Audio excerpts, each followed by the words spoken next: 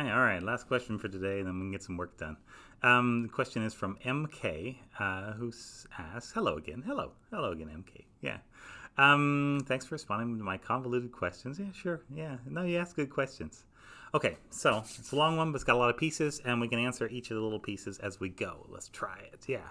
So there's a great deal of talk about viral load. Yes, viral load is the amount of virus in your body at a particular time.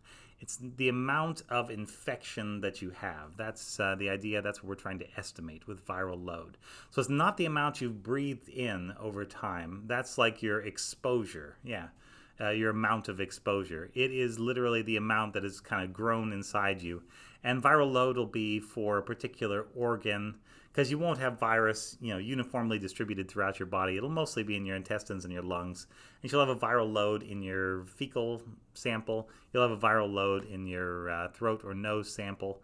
And usually they'll tell you the viral load in terms of number of viruses per gram or per milliliter. And if it's something that's basically watery, a gram is a milliliter, and so yeah, it works out the same.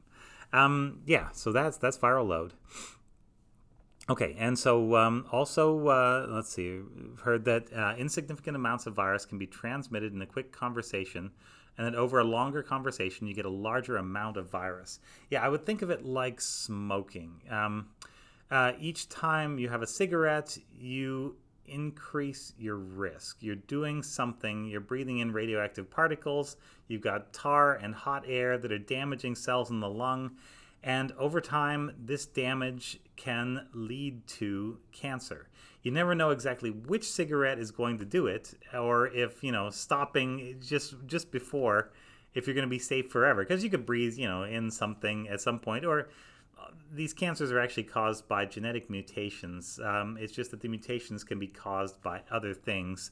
And having an inflammatory state, which is where general response to damage or danger makes it difficult to do all these things and can be a little bit cancer promoting in some cases. Yeah, strongly cancer promoting in some cases, for sure. All right. So virus does come out when you're talking, when you're breathing on somebody, and definitely the longer you're there, the louder they talk, the more S and TH, whatever, syllables they make, the more of this virus is going to be, broadcast out into the area in front of the person that's saying that, if that person's infected.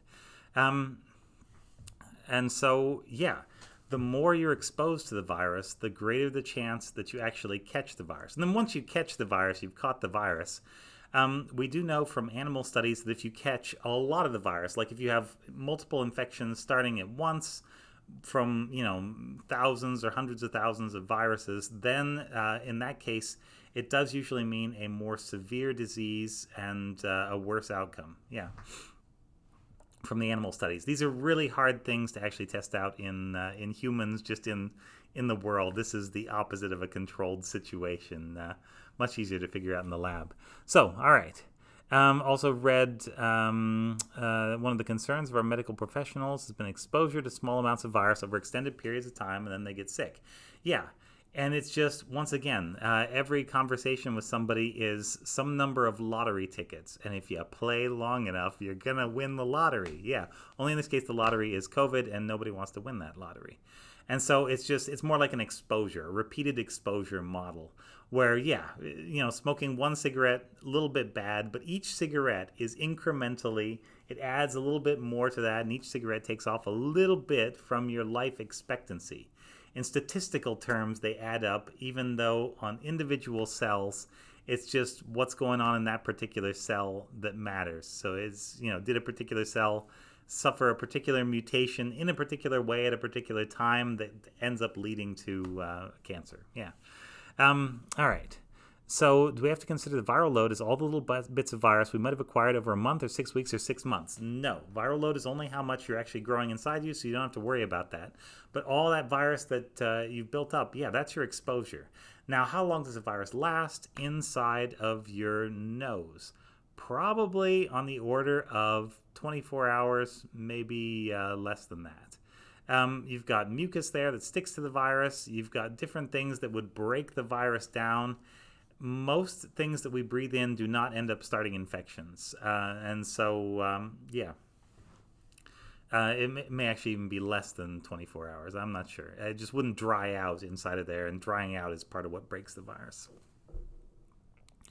Let's see. So, even though we've been careful in wearing masks, we've still had all of these little tiny bits of exposure. Yeah, but if you're not sick right now and you're not antibody positive, then you got away with it. You bought some lottery tickets, but you were okay. So, good. Congratulations.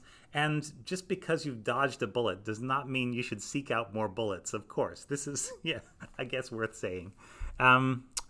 Let's see. Will we suddenly be sick in 6 months from all the built-up virus? Yeah, thankfully, no. This virus is going to get flushed out, cleared out, broken down all the time. And it really only matters what you're doing from this point forward. If you're not infected already, then you're through that. And it matters what you do today and what you're going to do tomorrow. And that's good because we still have we can still control that. You can't go back in time and, uncatch the virus. But if you haven't got it, then, it's like the end of, what is it, A Christmas Story? Where you haven't missed Christmas yet. You still got a chance, and that's a good thing. So thanks very much. This is Ask Dr. Ben.